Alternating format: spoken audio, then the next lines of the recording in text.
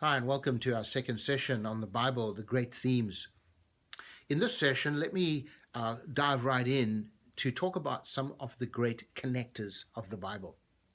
The Bible is, of course, written over a vast period of time. In that vast period of time, a lot of things happened. A lot of things happened in world history, not just in Bible history. But the Bible is a whole, seamless revelation from God, an inspired scripture, the inspired scripture from God. It is connected.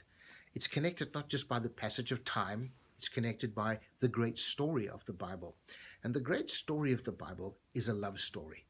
It's a story about God creating something, the galaxies, the planets, the sky, the sea, the fish, the birds of the air, and of course human beings at the pinnacle of that creation made in the image of God.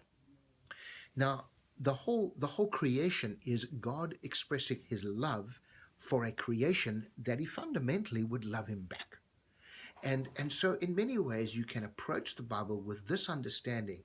Although it contains lots of fairly bad people doing very bad things, it's a love story.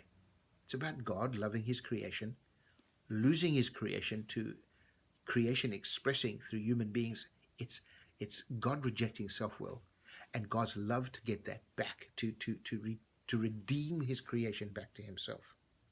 It's all a love story. Sometimes a little bit on a horrific love story, and it takes some side roads oftentimes. But one of the great connectors of the Bible is what we call covenants. And I will be talking about covenants in another session. But there are many ways in which you can approach the Bible and say, well, how do I connect this part with that part, with that part, with that part? And in many respects, the answer to that is covenants. God making a covenant with individuals, very often with individuals, but through those individuals with a much greater group. And those covenants connect with each other in so many ways. And we will talk about those great connectors. But I want to move on because these are introductory sessions. And another great theme in the Bible is, of course, people. It's characters. So there's great connectors, there's great characters. And I'm sure that many of you are familiar with some of those great characters, and I can't list them all here in the session, but we obviously think of Adam and Eve. These are great characters in the Bible. Noah, Moses, Joseph, Miriam, Samuel, Levi, Solomon, David, Jesus himself, John the Baptist, John the disciple, all of the disciples, Mary, Joseph of Mary, Peter, Paul.